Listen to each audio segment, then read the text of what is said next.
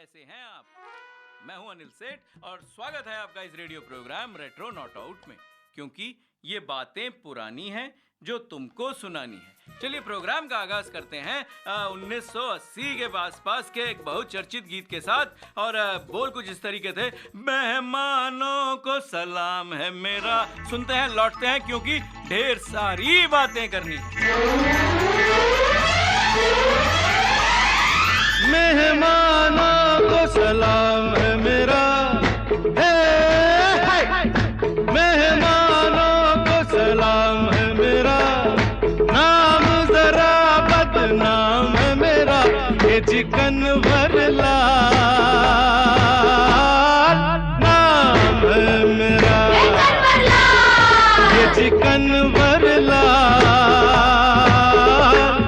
नाम है मेरा।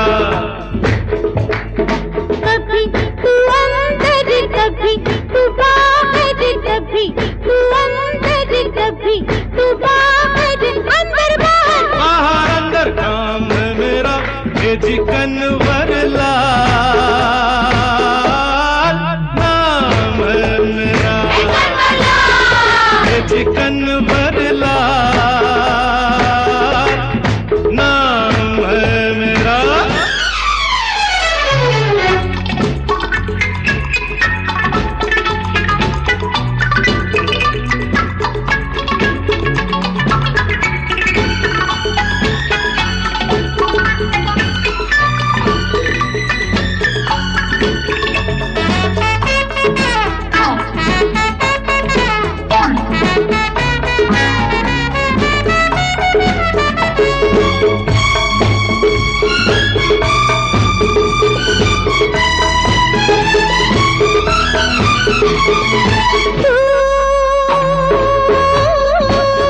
बेमिसाल है, तू है कमाल, तुझ पे सभी कुर्बान है।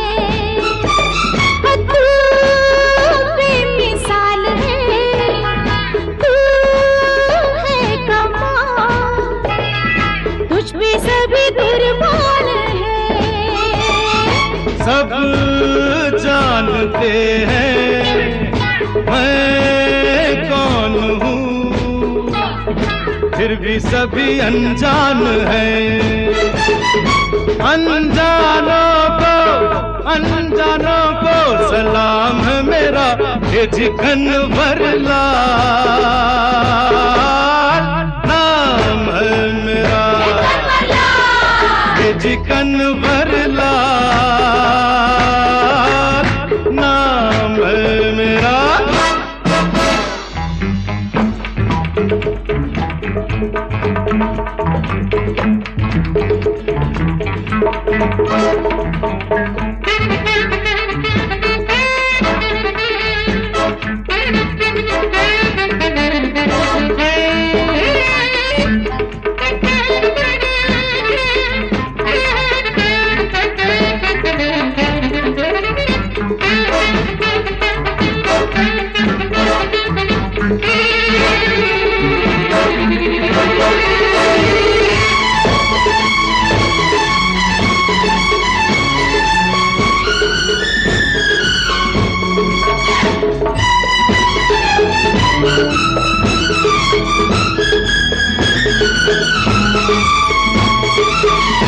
सुनते हैं जो गलियों में लोग, अफसाने हैं मेरे सभी। इस रात इस महफिल में मगर दीवाने हैं मेरे सभी। आज सुनते हैं जो गलियों में लोग, अफसाने हैं मेरे सभी। इस रात इस महफिल में मगर दीवाने हैं मेरे सभी। दीवानों को सलाम है मेरा, ये चिकन वरला नाम है मेरा, ये चिकन वरला नाम है मेरा। वेलकम बैक दोस्तों, आप हैं मेरे साथ अनिल सेठ के साथ। और ये जो हम बात कर रहे हैं, अभी तो हमारा शो चल ही रहा है। यानी कि पिछली बार जब मैं आपको छोड़ गया था तो समकालीन बॉलीवुड फिल्मों में हॉरर फिल्मांकन राम गोपाल वर्मा और विक्रम भट्ट की फिल्मों का एक अध्ययन हमने पकड़ा हुआ है। उसके तीसरे अध्याय पे हम पहुंच चुके थे, जिसमें डरावनी फिल्में और सिनेमाई तकनीक थी। यानी हम कुछ कैमरा एंगल्स पे आ चुके थे, तो कैमरा कोण और शॉट्स की भी बात करेंगे। कुछ तो हमने जैसे आपसे पहले भी कहा हुआ है कि हम हिस्से के किस्से और किस्से के हिस्से में भी रहेंगे, और इस फिल्म के बारे में भी बात करेंगे, जिस फिल्म का गाना जो था बहुत ही मशहूर हुआ था, यानी कि मेहमानों को सलाम है मेरा। और बहुत सारे ऐसे बहुत ही बहुचर्चित गीत थे इस फिल्म में। फिल्म थी मेरी आवाज़ सुनो 1981 की। किशोर कुमार और आशा भोसले जी की बाकमाल आवाज़ थी इस गीत में। लक्ष्मीकांत प्यारेलाल जी का संगीत था और इसके जो लिरिसिस्ट थे वो थे आनंद बख्शी। अब ये जो धर्मेंद्र और जितेंद्र और इस तरीके के जो इन लोगों की फिल्में आती थीं, अब ये उस समय का ज़माना था जब अमिताभ बच्चन, विनोद खन्ना, इनकी फिल्में भी बहुत चर्चा में रहती थीं। और ये आप से कह सकते हैं कि 1, 2, 3 का ट्रेंड था। उस समय जितेंद्र साहब की बड़ी सारी फिल्में जो हैं वो सुपरहिट भी हुई थी। यानी कि आउट ऑफ बॉक्स जो कोई कल्पना नहीं कर सकता था, इन्होंने इतनी सुपरहिट फिल्में उस समय दी जब अमिताभ बच्चन साहब का परचम लहरा रहा था। उनकी एक के बाद एक सुपर डुपर ब्लॉकबस्टर्स आती थी और वो नंबर 1 जो है वो माने जाते थे। अब मेरी आवाज़ सुनो भी जो है वो काफ़ी बहुचर्चित थी। परवीन बॉबी, हेमा मालिनी, जितेंद्र से सजी हुई ये फिल्म थी। इस फिल्म की बात तो हम करेंगे ही, लेकिन हम जो बात कर रहे हैं ये शोध की बात करेंगे। और बहुत सारे लोगों ने बोला कि भाई अब आप जो शोध जो पढ़ रहे हैं या नहीं पढ़ रहे हैं, उसके साथ साथ जो आप हिस्से के हिस्से की बात करते हैं, तो उसके बारे में भी थोड़ा सा शुरू में खुलासा कर दिया करिए। तो ये एक किस्सा है जो रूमी जाफरी साहब, thank you very much again कि आपने जो है हमारे साथ साझा किया। तो ये वो 7 दिन फिल्म का एक किस्सा है जो संजीव कुमार के 1.5 लाख रुपए और वो 7 दिन इस कैप्शन के साथ आया था। तो इस किस्से की भी बात करेंगे। चलते चलते बहुत दूर नहीं जाएंगे, हम एक और गीत लेते हैं। फिल्म का नाम था मदहोश 1974 की। शराबी आंखें गुलाबी चेहरा, इस तरीके का ये गीत था। आर.डी. बर्मन साहब का संगीत था। आशा भोसले जी की बाकमाल आवाज़ थी। राकेश रोशन और रीना रॉय पे ये फिल्म आया गया था। फिल्म मदहोश का ये गीत सुनते हैं और लौटते हैं, फिर कुछ शरारत भी करेंगे।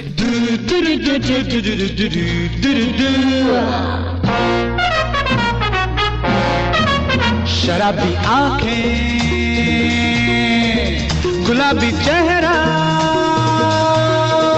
शराबी आंखें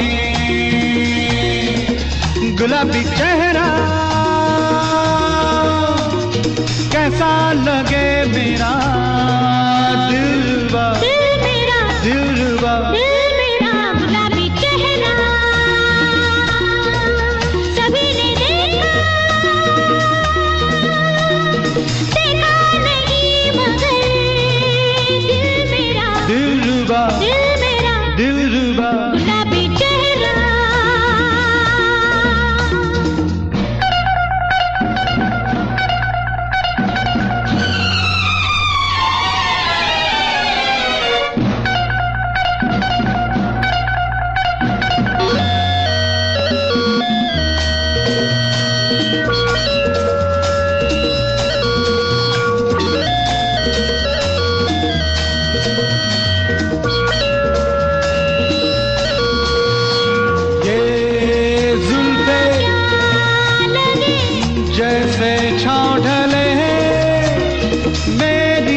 तो इस छाँव में बिता दूं सारी जिंदगी।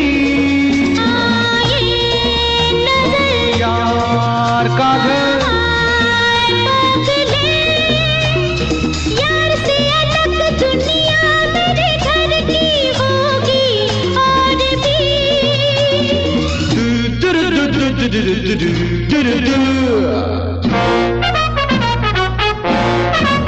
गुलाबी चेहरा सभी ने देखा नहीं, मगर दिल मेरा गुलाबी चेहरा।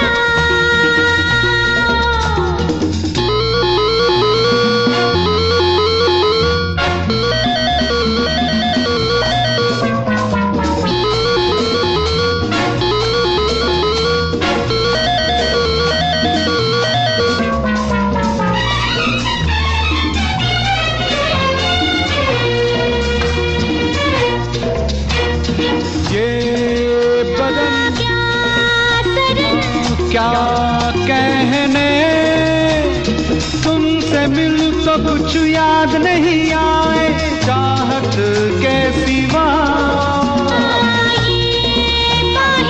प्यार चाहे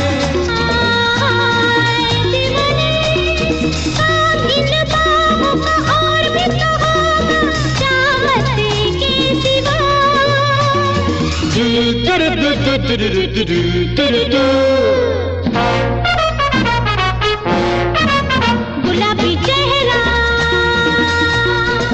सभी ने देखा,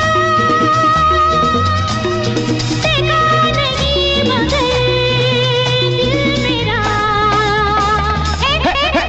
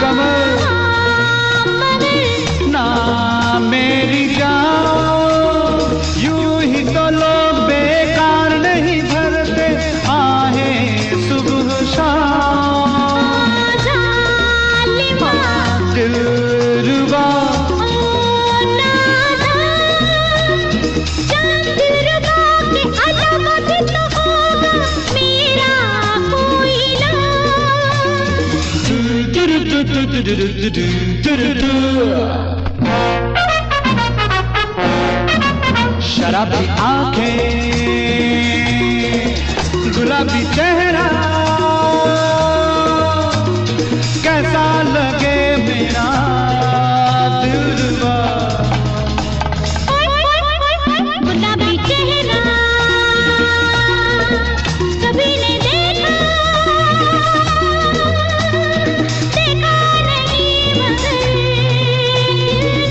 दिलवा, दिलवा, गुलाबी चेहरा, गुलाबी चेहरा। वेलकम बैक दोस्तों, आप हैं मेरे साथ अनिल सेठ के साथ और हम बात कर रहे हैं अरे हम रेट्रो नॉट आउट की ही बात कर रहे हैं। और हम रेट्रो नॉट आउट में बड़े सारे गीत जो हैं वो इस तरीके के लेते हैं, कुछ ऐसे गुमनामी वाले गीत भी लेते हैं जिसमें फिल्में तो इतनी मशहूर नहीं हुई लेकिन उनके गीत जो थे वो सुपर हिट हुए।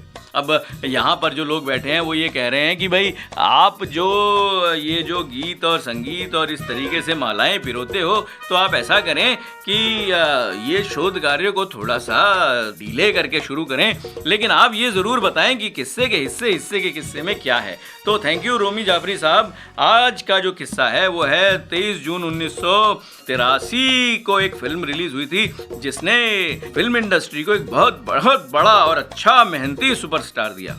ये है अनिल कपूर और फिल्म का नाम था वो 7 दिन। अब जब सुरेंद्र कपूर जी ने मन बना लिया कि वो अपने बेटे अनिल कपूर को हीरो बनाना चाहते हैं तो कहानी की तलाश शुरू हुई। अब ये अनिल कपूर साहब का एक किस्सा मैं आपको पहले भी बता चुका हूँ कि कैसे उन्होंने एक बाल कलाकार जो है वो करके एक ऑडिशन दिया और वो कैसे जो है मेकअप लगा के घूमते थे और कैसे वो स्कूल के अंदर में जो है उनकी एंट्री जो है वो रिस्ट्रिक्टेड रहती थी।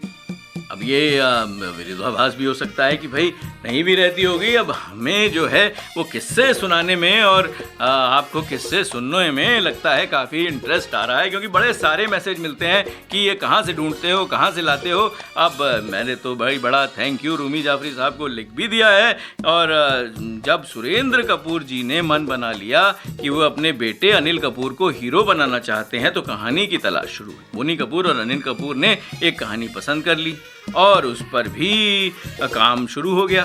अब इसी बीच बोनी कपूर के बापू से मिलने मद्रास गए, जिन्होंने यानी कि के बापू वो थे जिन्होंने बोनी कपूर की फिल्म हम 5 का निर्देशन किया था। अब बापू एक तमिल फिल्म का तेलुगु में रीमेक कर रहे थे और फिल्म तकरीबन पूरी हो चुकी थी, पर हमारी जो शरारत है वो पूरी नहीं हुई है। मैंने कहा था ना मैं आपके साथ थोड़ी सी शरारत तो करूंगा, और शरारत इस तरीके की है कि ये फिल्म थी 1971 की। दिल ने प्यार किया है एक बेवफा से। अब बड़ा ही बेहतरीन गीत था, जितना कहा जाए उतना कम। हसरत जयपुरी, मोहम्मद रफ़ी, गणेश साहब का जो है वो म्यूजिक था इसमें। अब ये जितना भी कहा जाए इस गीत के बारे में कम होगा, यानी कि अगर बिगाड़ सकूं तो दिल ने प्यार किया है एक बेवफा से। दिल ने प्यार किया है एक बेवफा से। दिल ने प्यार किया है एक बेवफा से। पछता रहे हैं, दिल हमारा था, हमने हारा था, तुम पे वारा था। दिल ने प्यार किया है एक बेवफा से। दिल ने प्यार किया है एक बेवफा से।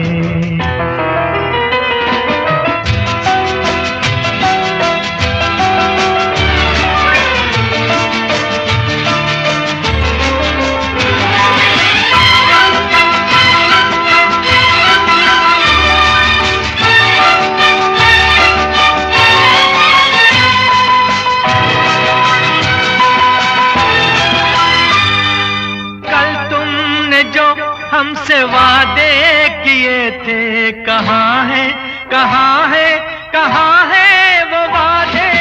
कल तुमने जो हमसे खाई थी कसमें, कहाँ है कहाँ है कहाँ है वो कसमें।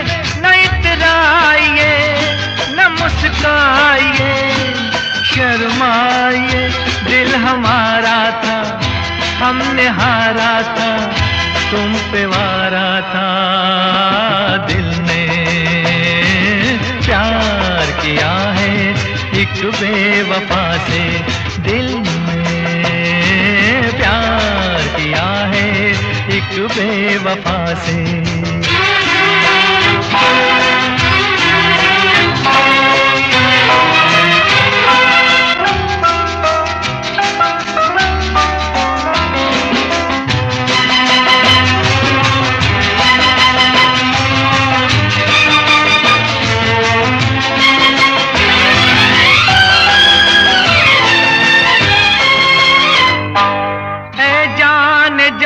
तुमको पूजा है हमने, जरा याद कीजिए वो रातें सुहानी। हम राज थी तुम मेरी जिंदगी की, मगर आज बदली हुई है कहानी।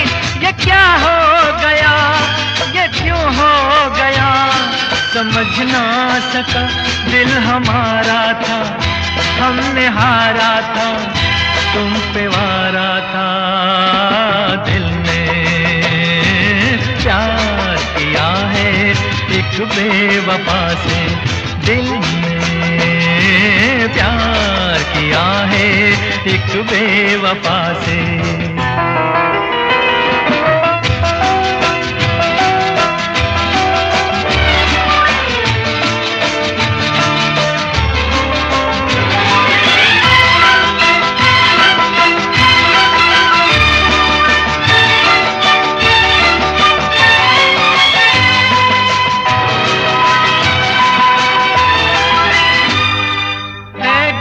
बदन सबसे मुमताज थी तुम, महल प्यार का एक बनाया था मैंने।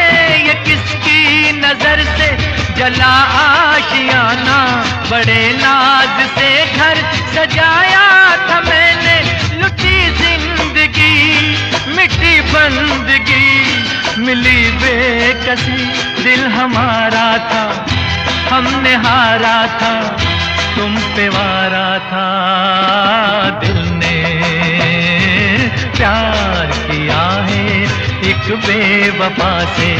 दिल ने प्यार किया है एक बेवफा से। पछता रहे हैं। वेलकम बैक दोस्तों, आप हैं मेरे साथ अनिल सेठ के साथ और हम बात कर रहे हैं कुछ हिस्से का किस्से में हमने लिया वो 7 दिन और कुछ तो हम शोध की भी बातें करेंगे। तो अब हमने आपको पिछली बार जो छोड़ा था तो हम शॉट्स और कैमरा एंगल और इस तरीके की सिनेमाई तकनीक की बात कर रहे थे।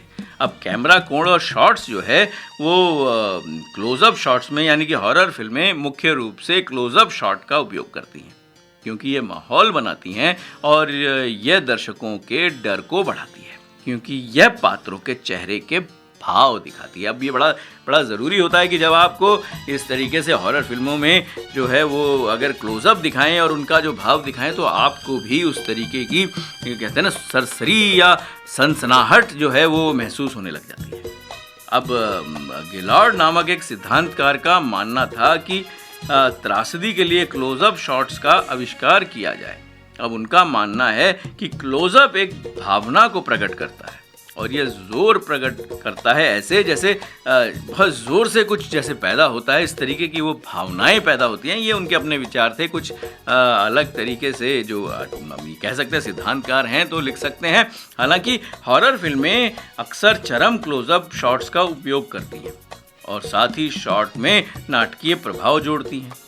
अब इसका क्या मतलब है, यानी कि अगर आप किसी हॉरर फिल्म को देख रहे हैं और उसमें क्लोजअप किसी चेहरे का दिखाया तो उसमें एक नाटकीय प्रभाव होगा, यानी कि या तो आँखों से होगा या चेहरे से होगा या हंसी से होगा, लेकिन होगा। तो इस तरीके का जो है ये भी एक विश्लेषण है। यानी शॉट्स अब आते हैं स्थापित करना। यह एक बहुत ही चौड़ा कोण है जिसका उपयोग ज़्यादातर ट्रेलर की शुरुआत में किया जाता है क्योंकि यह दर्शकों को परिचित कराता है कि दृश्य कहाँ हो रहा है। मैं ट्रेलर की शुरुआत में अपने ट्रेलर के लिए एक स्थापित शॉट का उपयोग करूंगा ताकि दर्शक यह महसूस कर सकें कि वे पहले से ही चरित्र को जानते हैं क्योंकि यह हमें अपना घर दिखाता है। यानी कि अगर आप देखें तो ट्रेलर जो होते हैं नॉर्मली जो शॉट्स जब शुरू होते हैं और ये एक ऑब्जर्वेशन भी है तो वो बड़े लार्ज कैनवास पे शुरू होते हैं, यानी कोई बड़ा सा घर या कोई बड़ा जो है वो कैनवास दिखाया जाता है, उसके बाद वो नैरो होना शुरू होता है। यानी कि आपको एक फील दिया जाता है कि ये एक घर है, ये इस तरीके से है या ये एक फैमिली है। इस तरीके का एक लार्ज कैनवास होता है जिसे शॉट स्थापित करना कहते हैं। अब बहुत ज़्यादा टेक्निकल हो गया तो थोड़ा नॉन टेक्निकल कर देते हैं। यानी कि अब शरारत की हमने बात कर ली थी, अब किसकी बात करें? चलिए रूमी जाफरी साहब के किस्से को भी थोड़ा पढ़ लेते हैं। तो उसमें ये था कि भाई अब हम 5 का जो निर्देशन किया था बापू एक तमिल फिल्म का तेलुगु में रीमेक कर रहे थे और फिल्म तकरीबन पूरी हो चुकी थी। मज़े की बात यह थी कि के भाग्यराज की जिस फिल्म का वे रीमेक कर रहे थे वो अभी रिलीज़ नहीं हुई थी। खैर बापू ने बोनी कपूर को वो फिल्म दिखाई तो बोनी को बहुत पसंद आई। बम्बई आकर उन्होंने वो कहानी अनिल कपूर को सुनाई। अनिल को तो कहानी बहुत ही ज़्यादा पसंद आई। अनिल ने कहा बोनी आप जिस कहानी पर काम कर रहे हो उसे छोड़ दो और इस फिल्म के राइट लेकर आओ, मैं ये करूँगा। अब मैं क्या करूँगा कि मैं जाऊँगा एक गीत के पास, यानी कि आज की आवाज़ फिल्म थी 1984 की और गीत भी बड़ा दिलकश था।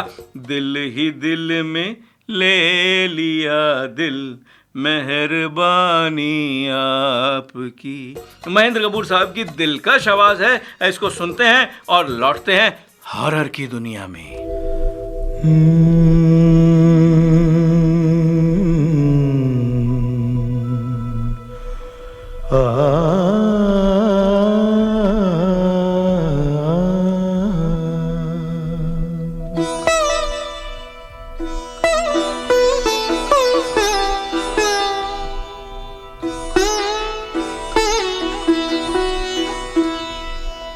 दिल ही दिल में ले लिया दिल मेहरबानी आपकी।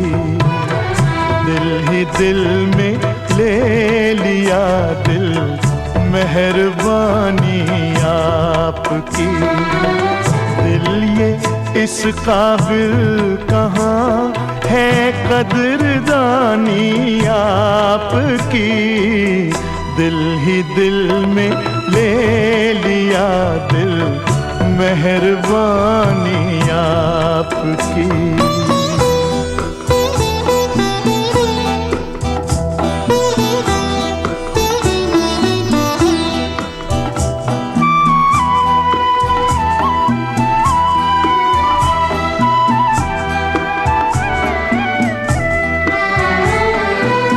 कप कपाते होंठ जिसको कह न पाए शर्म से,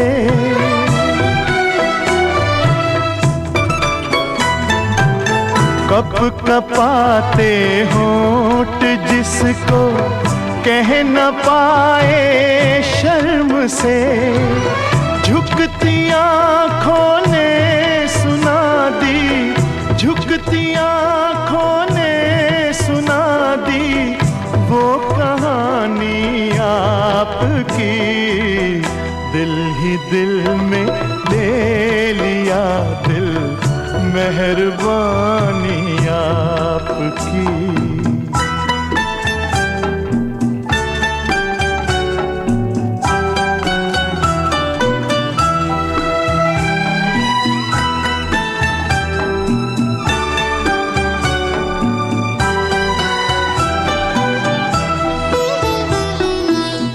और इस दुनिया में क्या है, और इस दुनिया में क्या है दीद के काबिल भला,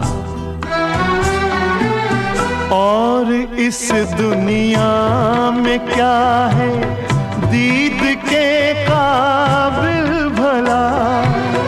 एक मेरा दीवानापन है, एक मेरा दीवानापन है, एक जवानी आपकी, दिल ही दिल में ले लिया दिल, मेहरबानी आपकी।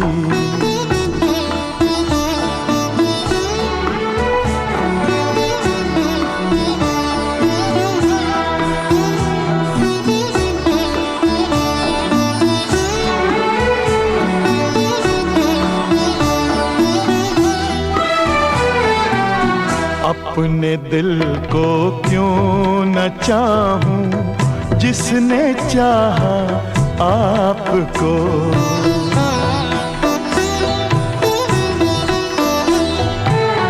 अपने दिल को क्यों न चाहूं जिसने चाहा आपको।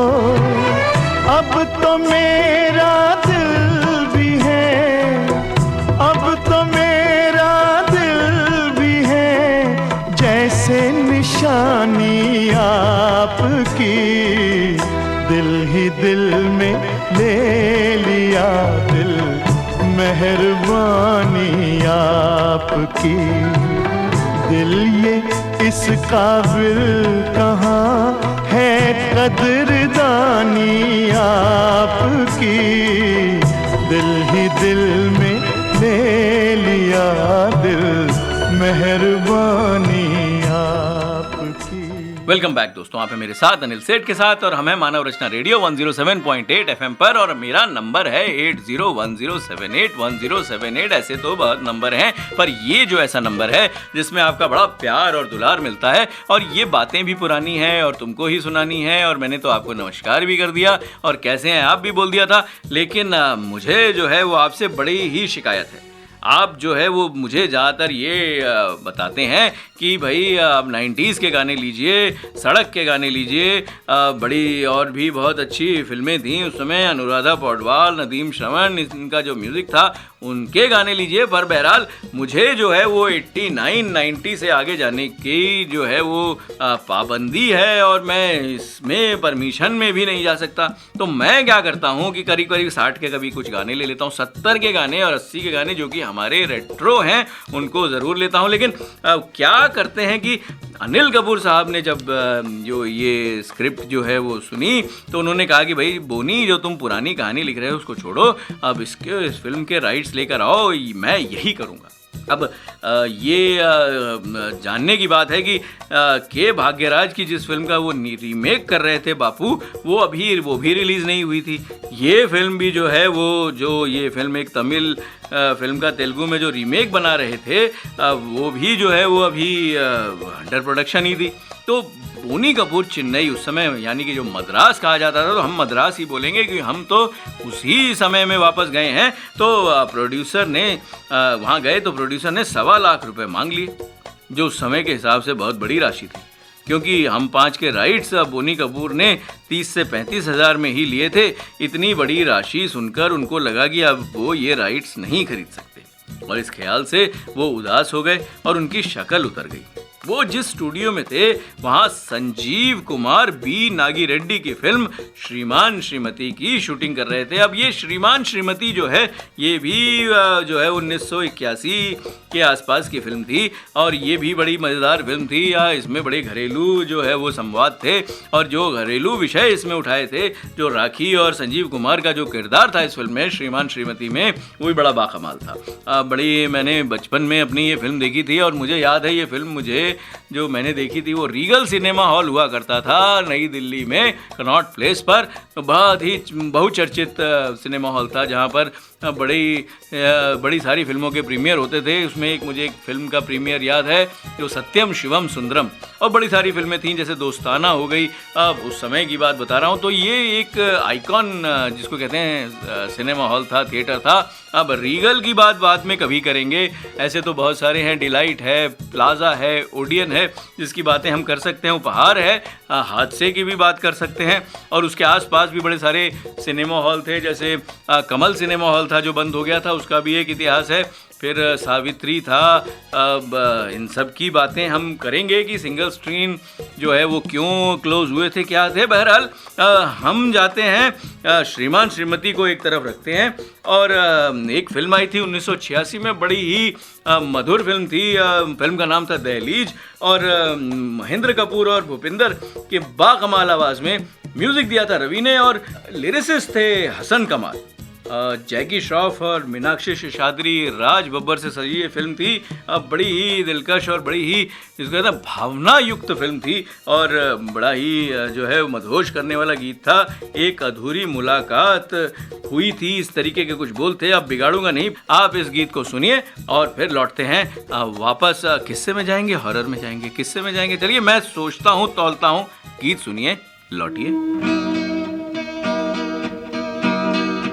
एक अधूरी सी मुलाकात हुई थी जिनसे, एक अधूरी सी मुलाकात हुई थी जिनसे, जाने अब उनसे मुलाकात कभी हो कि न हो।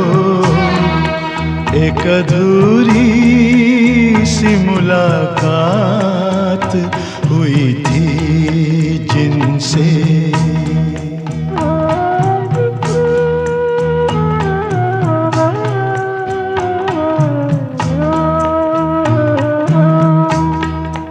जिस हसी राह पे हम साथ चले थे कुछ दिन, जिस हसी राह पे हम साथ चले थे कुछ दिन, जाने उस राह पे अब साथ कभी हो कि न हो।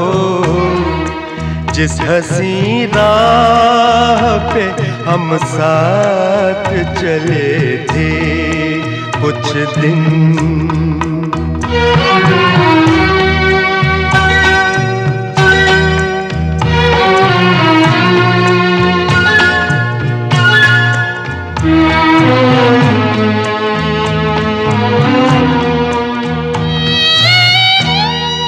कुछ बताया ही नहीं हाथ छुड़ाने का सबब,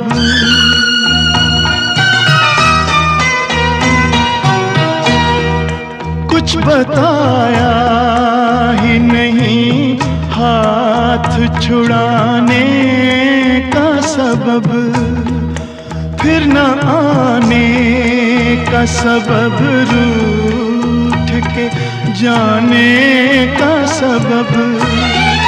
पूछते उनसे मगर बात कभी हो कि न हो।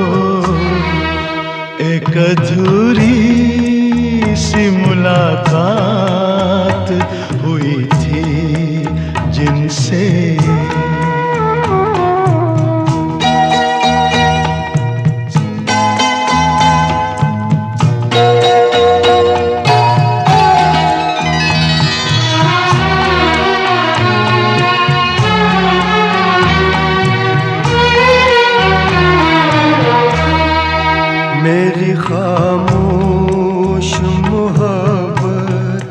को ना समझा कोई।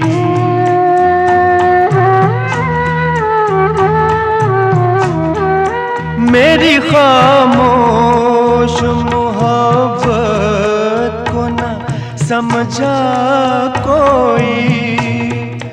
दिल यूं ही छोड़ गया आग में जलता कोई। दिल पे अब प्यार की बरसात कभी हो के न हो। जिस हसी राह पे हम साथ चले थे कुछ दिन।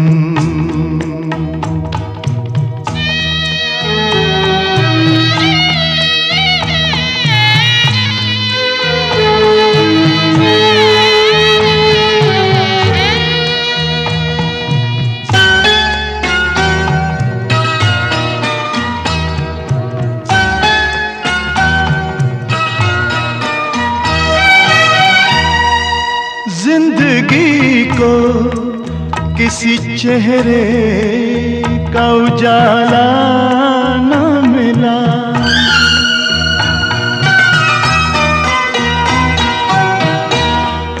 जिंदगी को किसी चेहरे का उजाला न मिला। थक गए पाँव मगर कोई भी साया न मिला।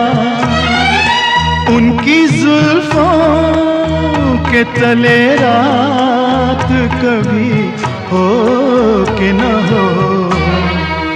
एक अधूरी सी मुलाकात हुई थी जिनसे।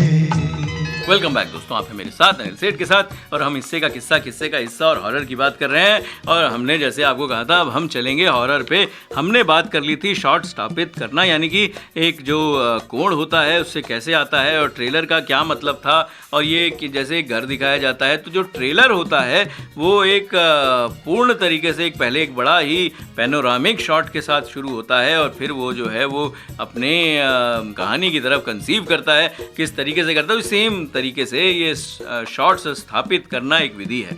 अब इसके बाद आता है लंबे शॉट्स। हॉरर फिल्मों में भी इन शॉट्स का खूब इस्तेमाल किया जाता है क्योंकि हॉरर फिल्मों में आमतौर पर मौत के सीन शामिल होते हैं। क्योंकि किसी दुखद घटना के लिए लंबे शॉट्स का इस्तेमाल किया जा सकता है या फिर सीन की सेटिंग दिखाने के लिए भी इसका इस्तेमाल किया जा सकता है। अब लंबे शॉट्स तो लंबे शॉट्स होते हैं, अब इसके बारे में कितना लंबा बोलें हम। तो चलिए फिर एक और शॉट होता है जिसको कहते हैं रिवर्स शॉट। इस शॉट का उपयोग मुख्य रूप से एक्शन के एक हिस्से को दिखाने या दृश्य के भीतर छिपी किसी चीज़ को प्रकट करने के लिए किया जाता है। इसके अलावा पैन शॉट की तरह दृश्य के भीतर रहस्य बनाने में मदद करता है और फ्लैशबैक दृश्य के भीतर उपयोग करना भी पसंद करता है। यानी कि जो ये रिवर्स शॉट है, जैसे फ्लैशबैक में हो गया, इसको रिवर्स में किया या किसी कोई चीज़ जो छिपी हुई है वो शॉट दिखाया, फिर बैक में गए, फिर कुछ दिखाया, तो इस तरीके से एक ट्रैकिंग यानी कि एक ट्रेंड सेटिंग होती है। उसके बाद आता है ट्रैकिंग या डॉली शॉट। देखिए बताइए, अब मैं ट्रैकिंग की ही बात कर रहा था और ये ट्रैकिंग शब्द ही आ गया। अब इसका उपयोग आमतौर पर हॉरर में हत्यारे या राक्षस को पीड़ित का पीछा करते हुए दिखाने के लिए किया जाता है। इससे फिल्म को सस्पेंस बनाने में मदद भी मिलती है। तो ये होता है ट्रैकिंग या डॉली शॉट। अब ये टेक्निकल टर्म्स हैं। अब टेक्निकल टर्म्स करते करते मुझे ऐसा लग रहा है कि एक दो शॉट्स की बात करते हैं, फिर किसी फिल्म में जाएंगे। या अब भाई लोग कह रहे हैं दहलीज का एक और गाना सुनाएं, बैक टू बैक होना चाहिए। ठीक है, एक और टेक्निक की बात करते हैं, फिर बैक टू बैक पे जाएंगे जनाब। तो लो एंगल शॉट। इस शॉट का इस्तेमाल आमतौर पर यह दिखाने के लिए किया जाता है कि हॉरर के भीतर बुराई या खलनायक कितना डराने वाला है। यह दर्शकों के फिल्म को देखने के तरीके को बदल सकता है। क्योंकि वे पीड़ित को समान रूप से महसूस करना शुरू कर देते हैं, जैसे कमज़ोर और शक्तिहीन महसूस करना। यानी कि जब आप हॉरर फिल्में देख रहे हैं और ये इस तरीके की फिल्मों का ये रसपान है, जैसे कि आप उस फिल्मों में हो जाते हैं और उसके बाद आप फील करने लगते हैं कि जो हो रहा है ये आपके साथ हो रहा है, और वो डर, वो एंग्जाइटी जिसको कहते हैं, वो आपके अंदर जो है वो फिट हो जाती है। अब मुझे लग रहा है कि अब बैक टू बैक फिट करने का टाइम आ गया है। बड़ा ही दिलकश गीत था महेंद्र कपूर साहब की आवाज़ में। बोल जो थे वो थे, मेरे हमदम मेरे करीब आओ। फिल्म वही दहलीज 1986 की, म्यूज़िक भी रवि साहब का और लिरिसिस्ट भी वही हसन कमाल। और अब ये फिल्माया गया किस पे था, क्या था, फिल्म देखें। बड़ी ही बेहतरीन और बड़ी ही नाजुक सी फिल्म है दहलीज। पसंद ज़रूर आएगी आपको अगर आप रोमांटिक और ये जो रिश्ते की टाइप की फिल्मों में जो है वो ज़्यादा रुझान रखते हैं। तो बहरहाल हम रुझान करते हैं गीत की तरफ, गीत सुनते हैं और लौटते हैं।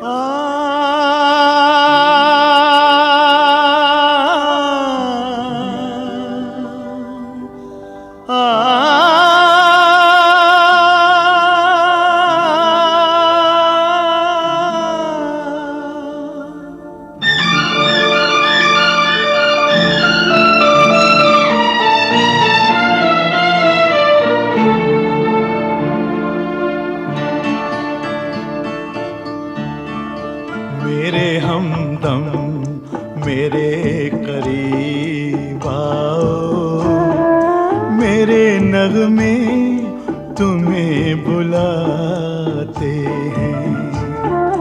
मेरे हमदम मेरे करीब आओ, मेरे नगमे तुम्हें बुलाते हैं। कौन जंजीर रोकती है तुम्हें, क्यों कदम लौट लौट जाते हैं। मेरे हमदम मेरे करीब आओ, मेरे नगमे तुम्हें बुलाते हैं।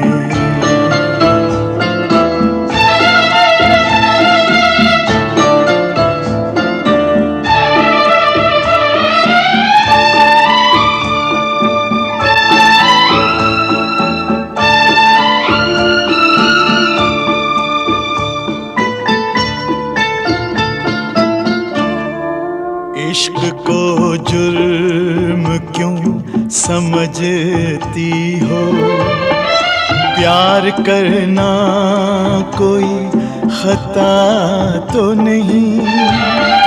मेरी बाहें पनाह देंगी तुम्हें, ये कोई झूठा आसरा तो नहीं।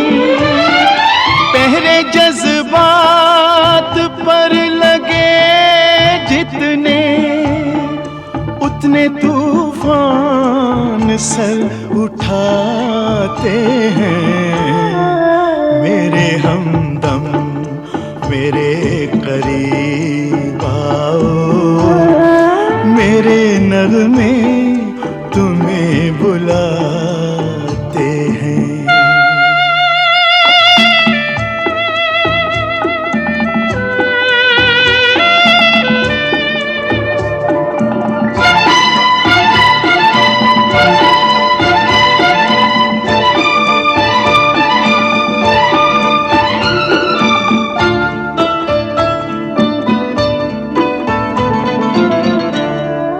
जब दिलों में नहीं रही दूरी, राज दिल मुझसे क्यों छुपाती हो। अपनी उलझन छुपा के तुम मुझसे क्यों मेरी उलझने बढ़ाती हो। क्यों नजर में है खौफ के साए, होंठ क्यों कांप कांप जाते हैं। मेरे हमदम मेरे करीब आओ, मेरे नगमे तुम्हें बुलाते हैं।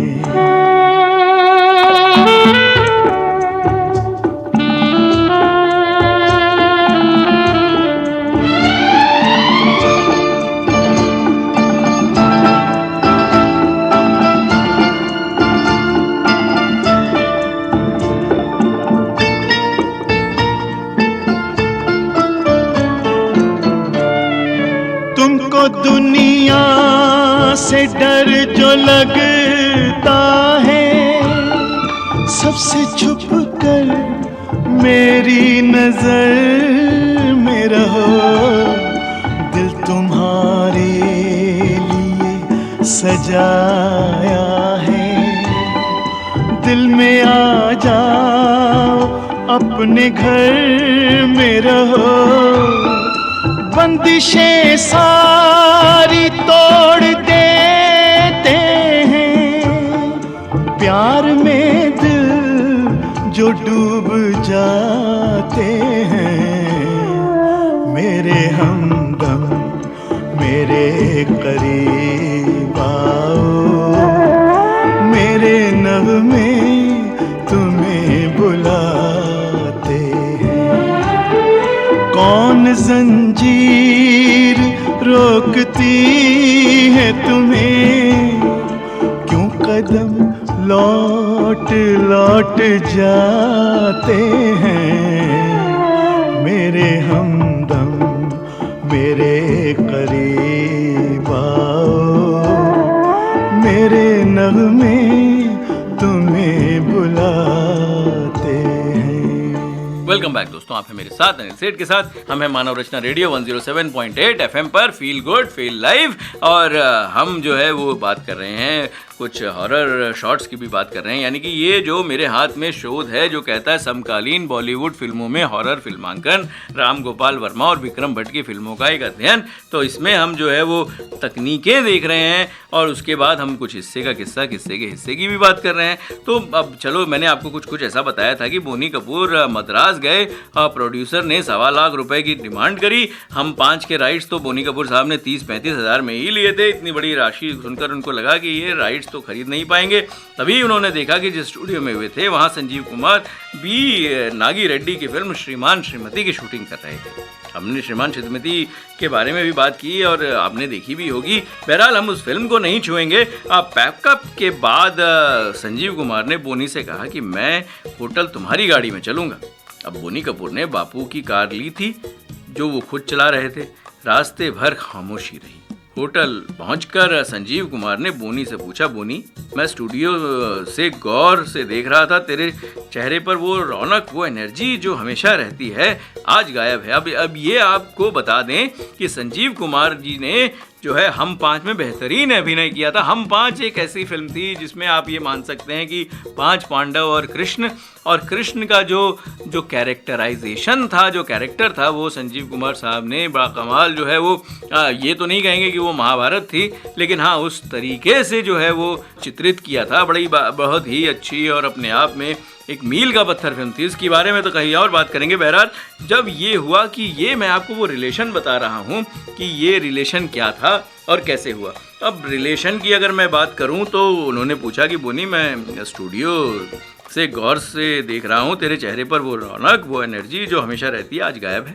मैंने रास्ते में इसलिए कुछ नहीं पूछा क्योंकि मैं नहीं चाहता था कि तुम्हारा ध्यान ड्राइविंग से हटे। बताओ क्या बात है। अब बोनी ने बताया कि जो राइट्स मैं लेने आया हूँ और जिससे अनिल को लॉन्च करने की योजना है, प्रोड्यूसर उसके लिए 1.25 लाख रुपए मांग रहा है। मैं इतने रुपए कहाँ से लाऊं? अब ये जो है मैं कुछ लाता हूँ। अब क्या लाएंगे? अब ये एक फिल्म थी देखा प्यार तुम्हारा 1985 की। बड़ा ही दिलकश गीत था। सुरेश वाडकर और लता मंगेशकर जी की आवाज़ में फिल्माया गया था। कमल हसन और रति अग्निहोत्री पर कुछ बोल कुछ ऐसे थे, उम्र तेरे नाम कर दी। अब मैं ये गीत नहीं गाऊंगा, आप सुनेंगे, लौटेंगे। मैं आपका इंतजार कर रहा हूँ और इस किस्से को या फिर इस शोध को आगे बढ़ाएंगे, कुछ तो करेंगे। लौट के आइए।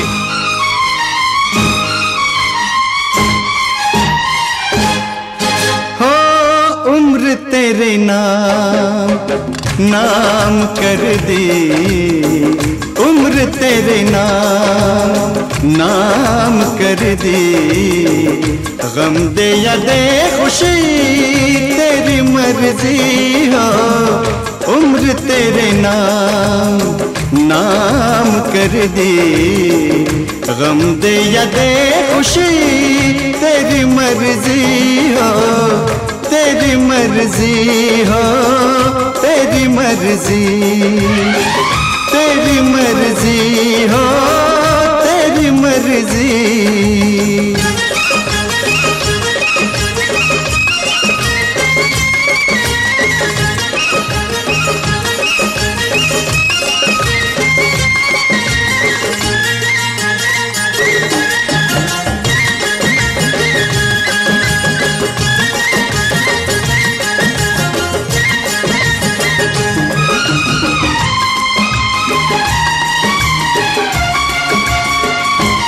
तूने तड़पाया कितना मुझे हो, तूने तड़पाया कितना मुझे।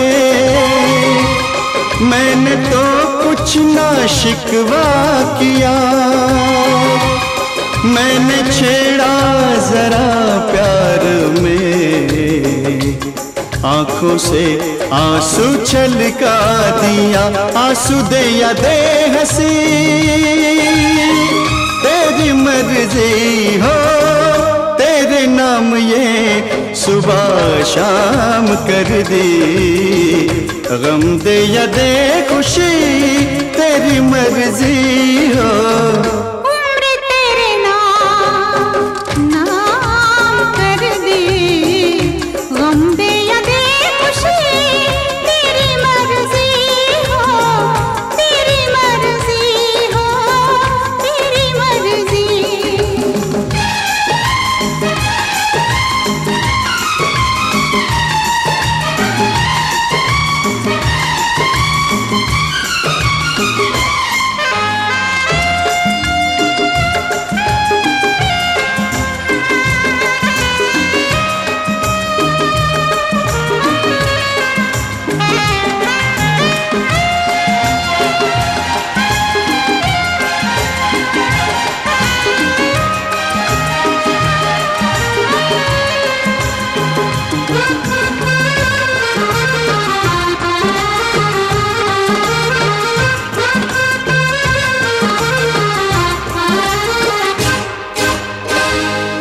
कब से रास्ता निहारूं तेरा, दिल में तेरी तमन्ना लिए हो, दिल में तेरी तमन्ना लिए। रात दिन मैंने मांगी दुआ, रात दिन दिल ने सजदे किए। सुने ना दुआ मेरी, तेरी मर्जी हो, प्यार में उम्र बदनाम कर दी। गम दे या दे खुशी तेरी मर्जी हो, उम्र तेरे नाम कर दी। गम दे या दे खुशी तेरी मर्जी हो, तेरी मर्जी हो, तेरी मर्जी। वेलकम बैक दोस्तों, आप हैं मेरे साथ अनिल सेठ के साथ। और घड़ी कह रही है कि भाई तुमने बड़े किस्से धीरे धीरे सुनाए और ये जो शोध है ये भी खींच रहे हो, तो आपका ये जो प्रोग्राम है ये तो आपको रोकना पड़ेगा। देखिए, जाने का मन तो नहीं कहता, लेकिन ख्याल तो रखना पड़ता है ना कि भाई घड़ी का, और अपना आप भी अपना ख्याल रखिए। अगले हफ्ते फिर हाजिर होंगे एक और संस्करण के साथ, लेकिन इस बात के साथ, इस वादे के साथ कि शोध को और इस जो मैं किस्से का हिस्सा जो पढ़ रहा हूँ इसको तो करीब करीब जो अब पूरा करेंगे। लेकिन क्या पूरा करेंगे कि एक फिल्म थी त्रिवेणी 1985 की, लता मंगेशकर जी की बाकमाल आवाज़ थी, लक्ष्मीकांत प्यारेलाल जी का संगीत था, अनजान के बोल थे और रति अग्निहोत्री पर फिल्माया गया था। बड़े ही दिलकश से बोलते, ओ अनदेखे ओ अनजाने। अब इस गीत को सुनते हैं, अगले हफ्ते लौटेंगे, अब ढेर सारी बातें करेंगे। आपका जो है वो मैं यहाँ जो है इंतज़ार करता रहता हूँ, आपके अच्छे अच्छे मैसेजेस आते रहते हैं। आप ज़रूर हमें हमारे प्रोग्राम की त्रुटियाँ बताएं। तब तक के लिए आज्ञा दीजिए। आपका ये सेवक अनिल सेठ, नमस्कार और अगले हफ्ते का इंतज़ार। धन्यवाद।